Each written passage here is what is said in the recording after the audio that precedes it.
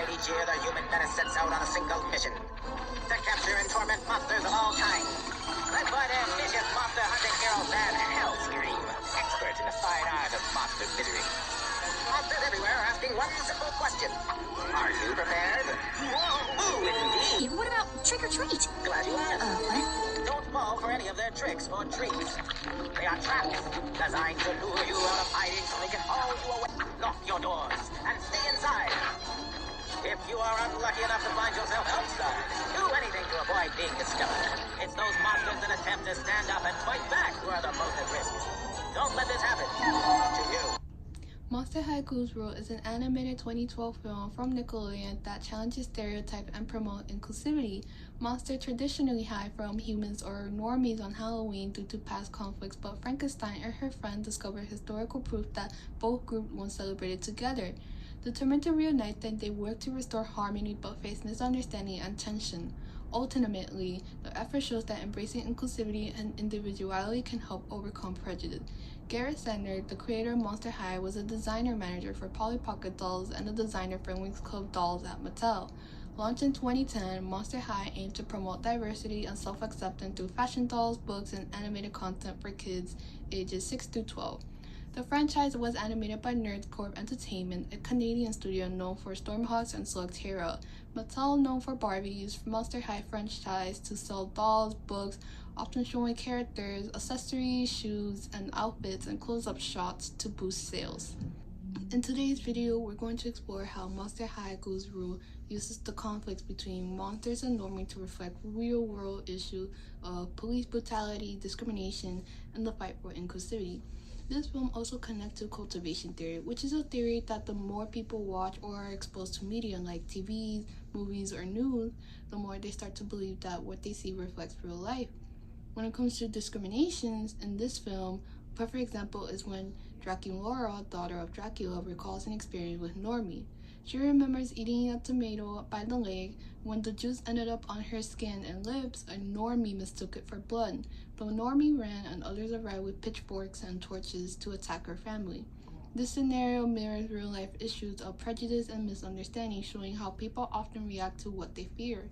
For instance, the incident of Japanese Americans during World War II. According to history editors, after the bombing of Pearl Harbor by Japanese forces, President Roosevelt signed Executive Order 1966 with the stated intention of preventing espionage on American shores. It shows how our former president FDR was influenced by fear and thought it was the best idea to forcibly remove Japanese Americans due to their ethnicity. The prejudice goes way back in history from many years ago and is still relevant today. Tension rose after Normie threw eggs at the school. However, Frankie and her friend discovered the Hall of Halloween, where a tourist guide revealed that Halloween originally honored monsters for their help and included a celebration every October 31st. Armed with this knowledge, Frankie and her girlfriend sought their other friends, but by then the Normie had attacked again. Principal Headmistress Bloodgood called an emergency meeting and ordered the students to hide and disguise themselves. Frankie disagreed, believing it went against the value of Monster High, which taught pride in being a monster. She wanted to peacefully protest, but her classmate misinterpreted it as an act of retaliation. This mirrors real-life situations such as the Black Lives Matter movement, which aimed for peaceful change but sometimes escalated into chaos due to frustration over the death of George Floyd.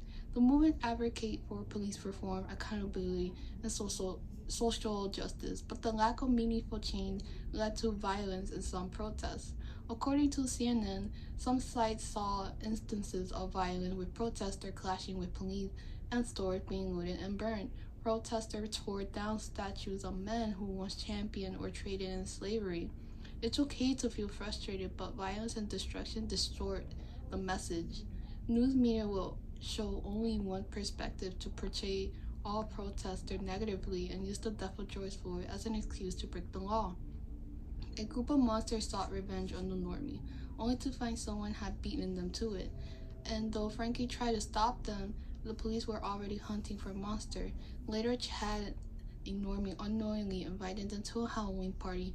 Lilith Van Hellscream, a teenage monster hunter, suspected monsters among the guests was proven right when he exposed them.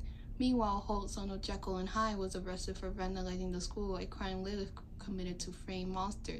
At the station, removing his headphone turned him back into Jackson, leading the officers to unknowingly release him at the school while still searching for the monster. At school, Jackson found a sense of belonging with Chad and Claire until music played over the speaker, triggering his transformation into Holt.